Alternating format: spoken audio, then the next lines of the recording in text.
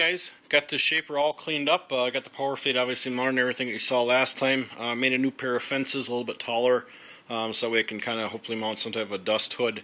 And then also I want to put a block on the fence here, probably on this side, so to keep the power feed in case this is not tight enough to keep it from moving in and hitting the cutters. But I cleaned up the tabletop. Basically I did what I said I was going to do, is I stripped everything off, took the fence off, took the studs out, took the power feed off with the base and everything. I took an orbital sander to it with some 120 grit first, probably about 3 discs, and then cleaned it up with some 220. So, and then I just took some of that Boss stick, this stuff here, took some of this Boss stick top coat and sprayed it down, let it sit a little bit, and then took a rag or a towel, shop towel, and wiped it down. So anyways, it is up and operational here. I've got the fences and everything set. I ran a piece through earlier, and I'm going to run this one here through. The cutter I got set up is a double edge roundover, or easing roundover. Basically, it'll trim the edge here, and it'll put a little roundover on the bottom and on the top. And it's set up for 3/4 inch thickness, and this piece here is 13/16, so it will leave a little bit of a lip on top.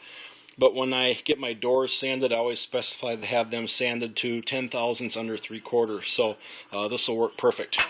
And it's essentially the same style cutter I used to use on my big Powermatic shaper.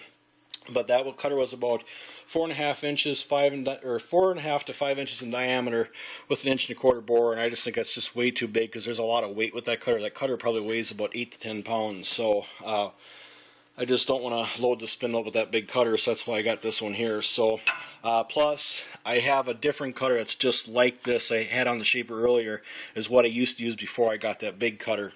And that big cutter I got for nothing, so I'm really not out anything. So, alright.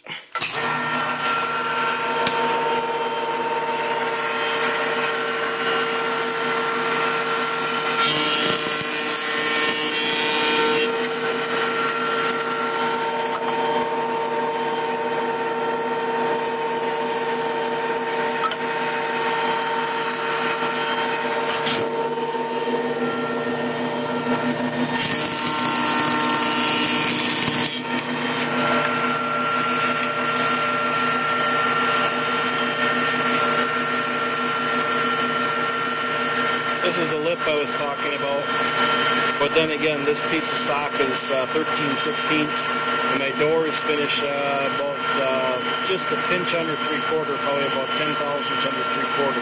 So this works well, and you can't see it too well here, but there is a real fine line of chatter here. It could very well be the cutter, it may be the spindle, but I'll try a different door edge cutter at some point and see if it's the same or if it's better or worse, and I'll go from there. But it actually runs pretty smooth, so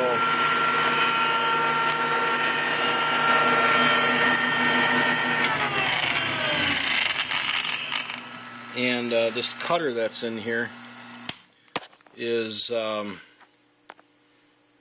actually a LRH Enterprises I got off eBay. I'll open this up here. It's an LRH cutter. I got it on eBay. It was a company by the name of Ola Saw. They've actually got a YouTube channel as well. But anyways, it was a brand new cutter in original packaging, and I made an offer of like, I don't know, it was like 80 bucks or something like that. And he took me up on my offer, and a few days later I got this cutter. So it worked perfectly for what I'm trying to do. It actually matches the other cutter I'd run on my 1.25 inch spindle real well. I just don't want to use that cutter on this small spindle because this is only a 3/4 spindle.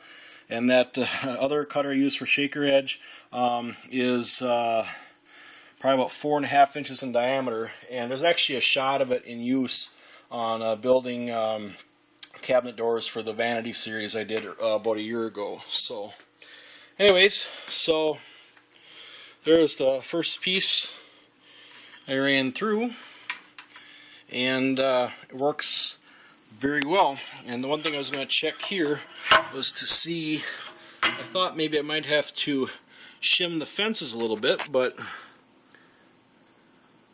I don't think so.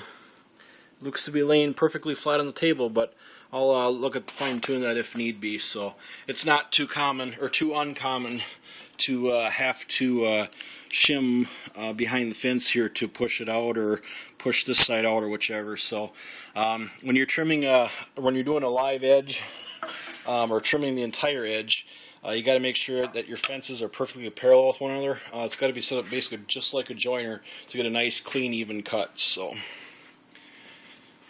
anyways, there we have it. And I'll probably do a little bit more of a formal video on this, but I just kind of wanted to show you that it is up and operational, and this was the second piece I've run through it. So, alright. Thanks for watching.